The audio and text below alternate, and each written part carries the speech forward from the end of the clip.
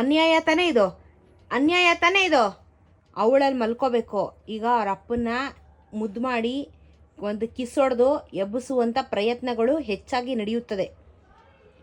ಏಯ್ ಬೇಬಿ, ನೀನು ಎದಳ್ಬೇಡ ಕಣೋ ಬೇಬಿ. ಅವಳು ನಿನ್ನ ಮಗಳು ಉಳ್ಳಾಡಿ ಹಾವು ಡ್ಯಾನ್ಸ್ ಆಡಿದ್ರು ನೀನು ಎದಳ್ಬೇಡ ಬೇಬಿ. ಮಲ್ಕೊಂಬಗಾರ ನೀನು, ನಿಂದು ಕಣ ಇವತ್ತು ಅದು ಜಾಗ, ಬಿಡ್ಬೇಡ ಅವಳಿಗೆ. ಸರಿ, ಯಾರೂ ಅಲ್ಲಿ ಮಲಗಂಗಿಲ್ಲ, ಬಂದ್ಬಿಡ್ತಾಳೆ. ನಂದು ಅಂತ ಅಲ್ಲೊಂದು ಕರ್ಚಿಪ್ ಹಾಕ್ಬಿಟ್ಟವಳೆ, ಅದು ಸೀಟ್ ನಂದು ಅಂತ ಕರ್ಚಿಪ್ ಹಾಕ್ಬಿಟ್ಟವಳೆ. ನನ್ನ ಬಂಗಾರ ಮುದ್ದು ಮೂತಿಕೊಂಡು ನಿದ್ದೆ ಹೊಡಿತಾಳೆ, ಬತ್ತಾಳಲ್ಲ ಇವಳು. ಸರಿ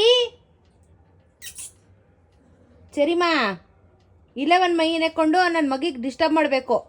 ಮನೇಲಿ ಜಾಗನೇ ಇಲ್ಲ ಮೈ ನೆಕ್ಕಳಕ್ಕೆ. ನಿಂಗೆ ನಿಮ್ಮಮ್ಮ ಸ್ನಾನ ಮಾಡಿಸಲ್ತಾನೆ ನಿನಗೆ.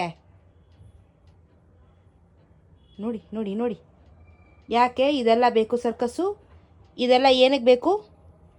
ಆ ಮೂಲೆಗೆ ಹೋಗಿ ಬಿದ್ದರೆ, ಇವಾಗ ಆ ಚಾಪೆ ಒಳಗಡೆ ಬಿದ್ದರೆ ಬಾರೆ. ಅಪ್ಪ ಮಲಗಿದಾಗ ಡಿಸ್ಟರ್ಬ್ ಮಾಡಬಾರ್ದು. ಬಾರೆ, ಮುಂದಿನ ಜನ್ಮದಲ್ಲಿ ಅಲ್ಲಿ ಐತ್ಯ ಕಣೆ ನೀನು, ಕ್ಯಾಟ್ ಆಗಲ್ಲ. ಸರಿ ಬೇಡ ಬಾ ಬಂಗಾರ ಬಾ.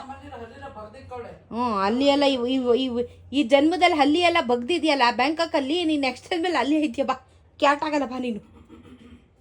ಬಾರೆ ಬಾ, ಅಪ್ಪಂಗೆ ಡಿಸ್ಟರ್ಬ್ ಮಾಡಬೇಡ ಬಾ. ಮಗು ದೇವ್ರದು ಮಲಗಿದೆ ಬಾ. ವೆನಿಲಾ ಕೇಕ್ ಅವನು, ಮುದ್ದು ಮೂತಿ ಇಕ್ಕೊಂಡು ಮಲ್ಗವನೆ ಅವನು.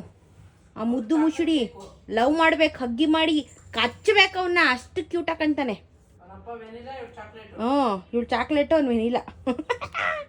ಹೊಂಟೋದ್ಲು.